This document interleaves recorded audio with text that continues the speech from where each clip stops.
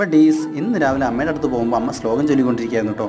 അത് കഴിഞ്ഞതും എനിക്ക് കട്ടൻ കാപ്പിയും പുട്ടും പപ്പടവും തന്നു. ഇന്ന് എങ്ങനെയെങ്കിലും അമ്മയ്ക്ക് 100 കൊടുക്കണം എന്ന് തോന്നി. അമ്മ അറിയാതെ അമ്മയുടെ ടേബിളിൽ ഞാൻ പൈസ വെച്ചായിരുന്നു. അത് കണ്ട അമ്മ അതെടുത്തിട്ട് നേരെ എൻ്റെ ടേബിളിൽ കൊണ്ടുവന്ന് വെച്ചിട്ട്, മോനെ എനിക്ക് പൈസ വേണ്ടാന്ന് പറഞ്ഞു. ഡ്യൂട്ടിക്ക് കയറുന്ന സമയം തന്നെ നല്ല മഴയും. അങ്ങനെ നമ്മുടെ രക്ഷകനായ 100ന്റെ പ്ലാസ്റ്റിക് എടുത്തിട്ടു. ആദ്യത്തെ ഓർഡർ കൊടുക്കാൻ പോയ വീട്ടുകാരോട് എനിക്ക് അഭിമാനം തോന്നി. എന്തുകൊണ്ടെന്നാൽ അവർ മുറ്റത്ത് ഇന്റർലോക്ക് ഇട്ടിട്ടില്ല.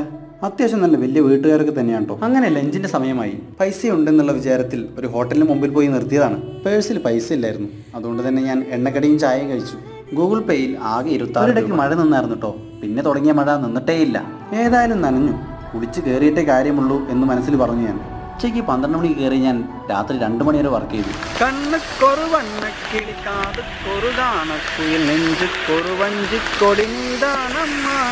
അങ്ങനെ പാട്ടുപാടി എൻജോയ് ചെയ്ത് വർക്ക് ചെയ്ത് 2 മണിയാകുമ്പോഴേക്കും നേരെ റൂമിലേക്ക് തിരിച്ചു. ബഡീസ്, ഇതുപോലുള്ള വീഡിയോകൾക്കായി ഫോളോ മീ ആൻഡ് സബ്സ്ക്രൈബ്.